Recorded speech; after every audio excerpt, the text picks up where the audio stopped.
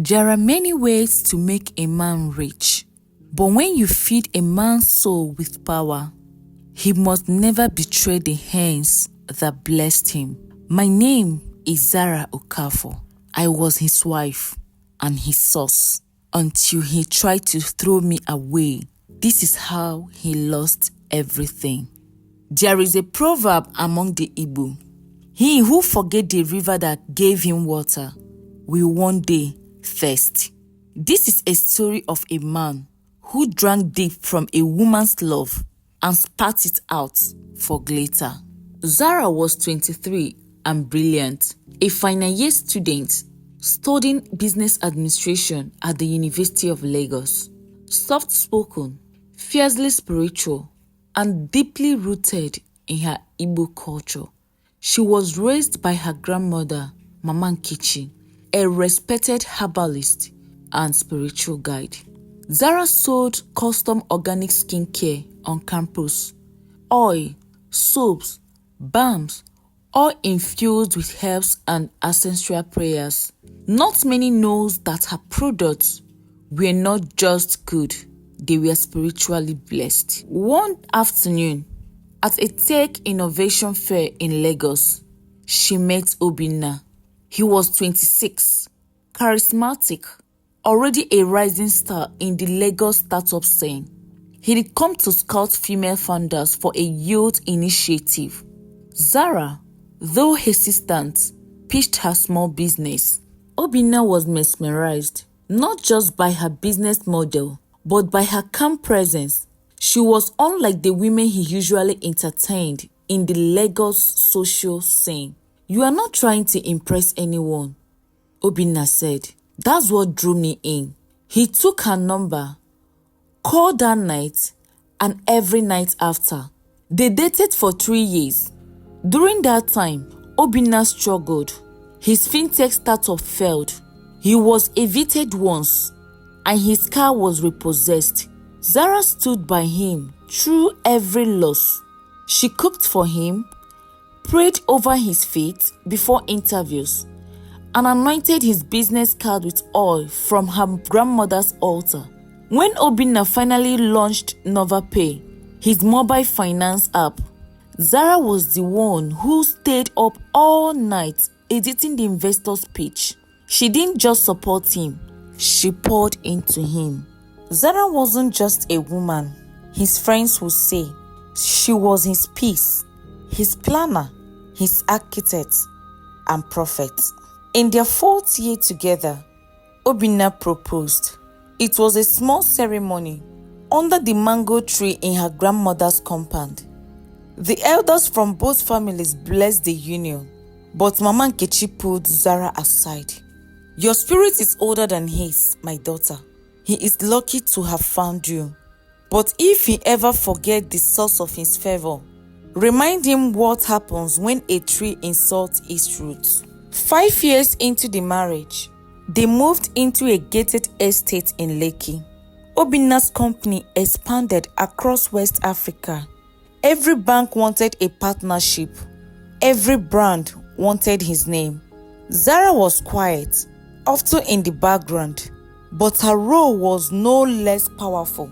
She handled logistics for his charity foundation, hosted wives of key investors, and ran a wellness line that secretly funneled spiritual protection into his business spaces through scented candles, oil, even diffusers placed at his office. Obina never fully understood how things always seems to work out. Whenever a deal was falling, she'd whispered prayer, burn a leaf, and boom. "You are my good luck charm," he said. But Zara wasn't luck. She was a porter. What Obina never knew was that after their wedding, she returned to the groove of mothers with her grandmother and made a spiritual covenant, one that tied her blessings to his lineage, only if he remained faithful and honorable. Power giving, power conditional. Around their 6th wedding anniversary, Obina began to change. He traveled more, took calls in locked rooms, started wearing colognes Zara didn't buy.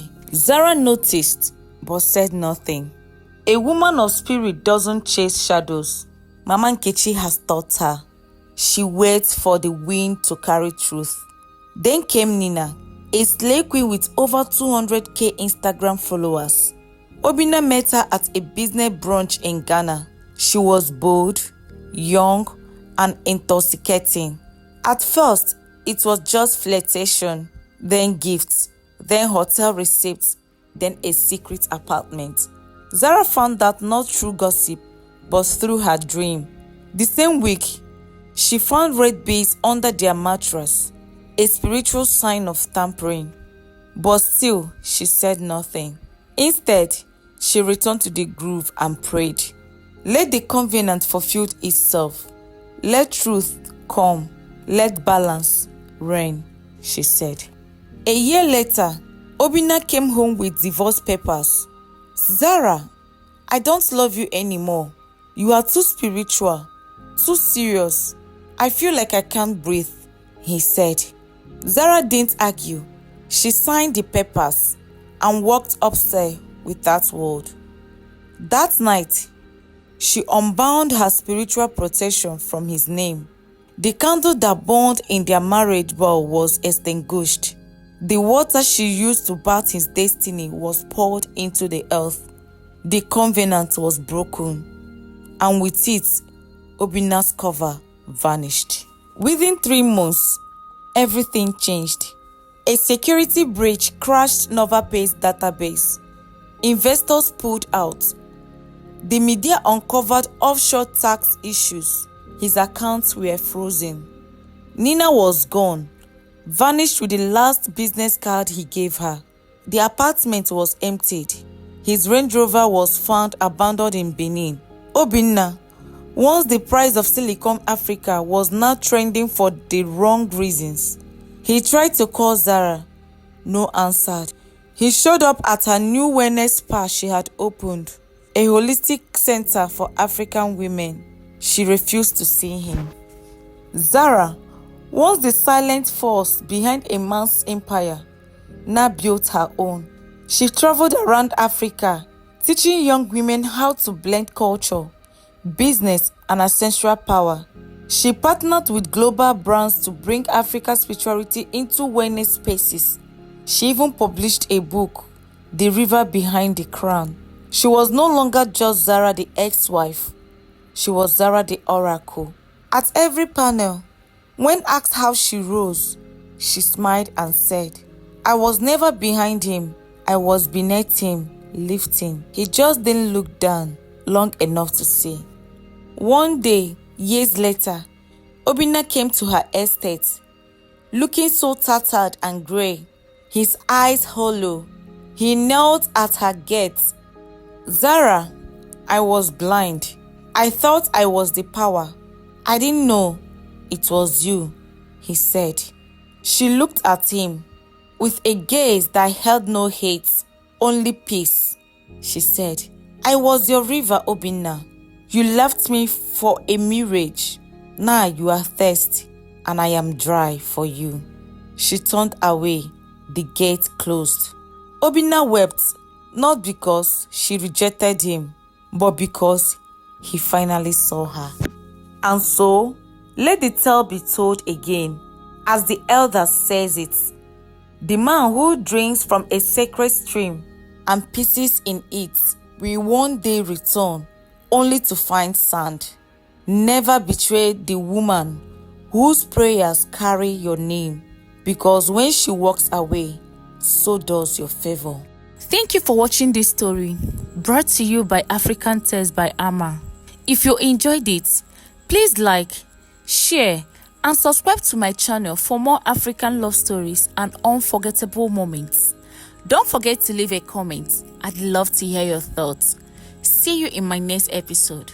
Bye.